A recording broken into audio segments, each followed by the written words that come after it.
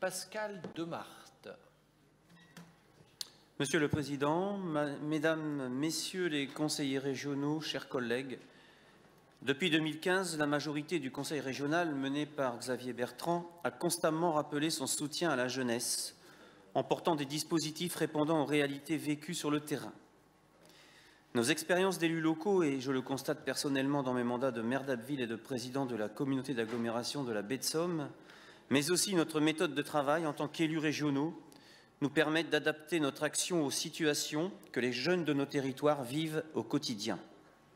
Nous le prouvons une nouvelle fois par la délibération que nous examinons aujourd'hui.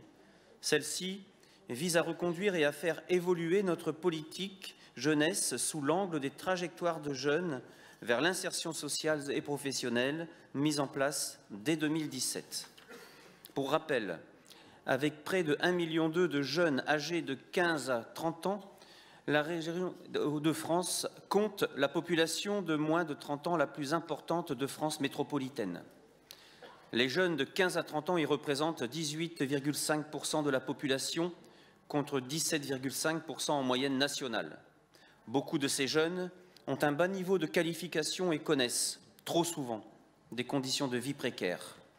C'est pourquoi la région Hauts-de-France soutient avec force les projets associatifs en faveur de leur insertion sociale et professionnelle. Les grandes priorités qui guident notre politique jeunesse, à savoir travail, transport, toit, tremplin vers l'acquisition de savoir et d'informations, mais aussi lutte contre l'illettrisme, structurent notre ambition collective.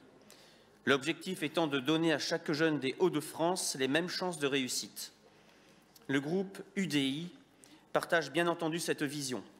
Nous avons d'ailleurs toujours défendu l'idée qu'il était préférable de conduire des politiques ciblées et adaptées pour donner les moyens aux plus fragiles, notamment, d'avoir leur chance.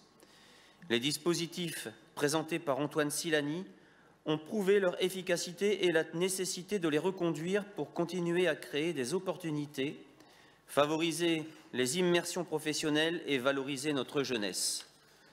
Sur le plan local, nous nous inscrivons pleinement dans cette démarche en faisant travailler les services de nos collectivités avec ceux de la région chaque fois que cela est possible.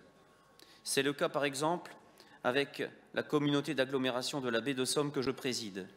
Nous avons lancé un projet éducatif social territorial à l'échelle des 43 communes que compte notre intercommunalité.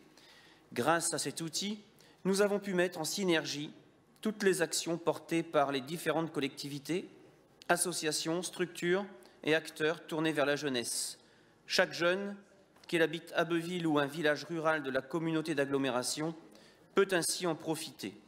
C'est cela, une politique jeunesse efficace, une politique partagée par tous les échelons qui s'inspire du terrain et qui se diffuse sur l'ensemble des territoires de notre grande région. Notre groupe soutient cette ambition de faire de la jeunesse une priorité régionale et votera donc cette délibération. Je vous remercie. Merci, Monsieur Demarthe.